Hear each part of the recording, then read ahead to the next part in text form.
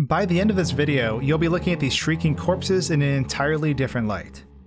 In The Legend of Zelda Ocarina of Time, there was one enemy that scared the heck out of every kid who picked up the game: the cursed ReDeads. And normally these enemies strike fear in those who encounter them. But today we're turning these fellows completely upside down. We're putting the fear aside to show the in-game science behind the ReDeads. You're going to be seeing a lot of stuff in this video that you haven't seen before, because it isn't natural. But it's these unique situations that really make these enemies super neat. From abusing their shriek mechanics, to timing out their grapple with other actions in the game. Link's going to be in a lot of pain in this one, but I hope you enjoy this trip into the dark depths of the science behind why the ReDead is quite frankly one of the most broken enemies in Ocarina of Time. Are you stuck frozen in between a never-ending screaming circle of ReDeads? Looks like you have some time to kill, buddy, which makes AFK Arena the perfect game for you. AFK Arena is a rewarding RPG with over 40 million users worldwide that doesn't require a huge time investment. At its core, it's a pretty casual game, but that doesn't mean it isn't strategic. Utilizing hero unions, advantages from factions, and a clever combination of characters, you can release a multitude of effective strategies on your adventure. It's the perfect game to boot up when you have a quick moment, or when you're out and about. The game is simple yet enjoyable, and it's the best RPG for a busy you. They just launched the elite heroes Zafriel and Lucretia as well, and you can pick one of them for free. So if you want to support my channel and jump into the fray, click my link in the description below to download AFK Arena for iOS or Android. Be sure to use my special code to get all sorts of neat rewards. And a huge thanks to AFK Arena for sponsoring this video and supporting me as a creator. So it's no surprise that ReDeads are way more powerful when Link is dealing with multiple at the same time. This is what made the Royal Family Tomb a nightmare, because as a dumb kid, I ended up getting all the ReDeads on me as I ran in terror, and that prevented me from moving at all. The power behind ReDeads is their shriek attack, and it's this broken, overlapping mechanic of this scream that becomes our worst nightmare. It stacks, and when it does, we're unable to move as the process repeats itself. By the time we break free, an adjacent ReDead is already recharged, and they launch another scream. But that's where we need to deviate slightly for a moment, because in the game, there are actually different types of ReDeads, and you probably encounter them all unknowingly. When Link turns into an adult and we enter the town center, we run into the weakest ReDeads in the game. A lot of people have documented that these ReDeads have no power over Link. When they scream at him, Link doesn't get stunned at all. A lot of people associate this with the fixed camera setup in this area.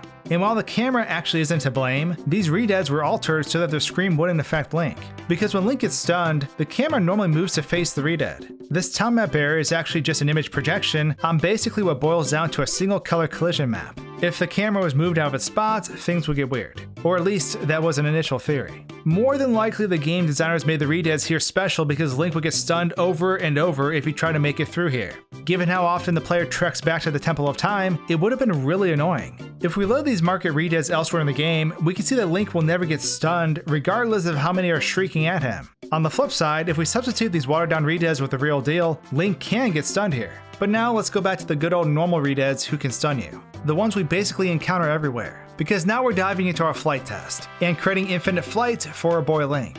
So let's warp over to the Deku Tree for a moment. The first room in the Deku Tree is a pretty large space. It's wide, but more so it's super tall. And this is important to show off one of the ReDead's perplexing features. Back when I made my video about Bongo Bongo invading the Deku Tree, I discovered something quite neat about ReDeads by placing them around this room. For some reason, when a ReDead turns around to scare Link, you know, that creepy head turn they do before they start walking, this scream actually has more power to it than a front-facing scream. Let me explain. If I was above a ReDead in front of them, they honestly wouldn't notice me. I'd have to pretty much run directly in front of them at the same level they are in order for them to scream. This isn't the case with the backwards turn. Apparently, ReDeads will start turning around regardless of where you are in terms of height if you walk behind them. And when they do this, it reveals something quite interesting about their scream.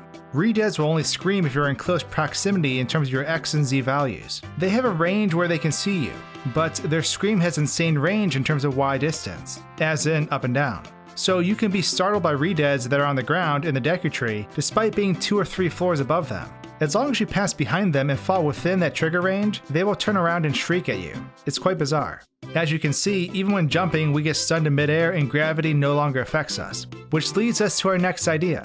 So if we fill a room full of ReDeads and set them off so that their scream attack happens sequentially, well, Link can basically fly forever. he transcends the need for gravity and he'll be suspended in the air. Unfortunately, the hero of time seems to be frozen in time, and he's not getting out anytime soon. But that's enough talk about perpetual flight. It's time to move on to some water tests, because we have some more funny things to cover. We're off to Lake Hylia to hit up the fishing pond, the lake itself, and the water temple. So let's go fishing with some zombies. I wanted to test to see what sort of actions can be interrupted by ReDeads, whether through their scream or with their grab. So we fork over our dough, grasp our rod firmly, and let the zombies fill the pond.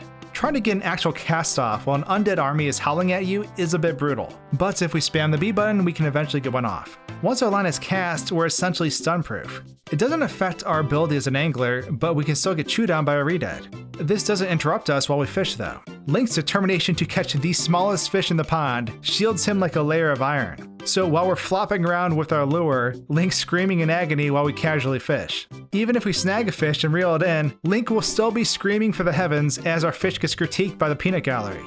After this, I wanted to try out something else, so we leave old Scratchy with a horde of zombies and make our way out to the lake. Line them up, people! We're underwater with our 4 best ReDead friends to see who can hold their breath the longest. And it isn't you, Mr. Green Tunic.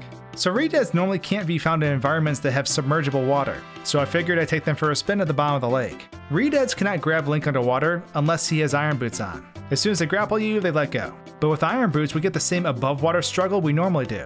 I did want to see what would happen if Link drowned while having a ReDead on him, but honestly, it was a bit anticlimactic. It just triggered a normal death, and the ReDead was just sitting there floating like usual. So this water test wasn't the most entertaining, but what happened next absolutely made me laugh.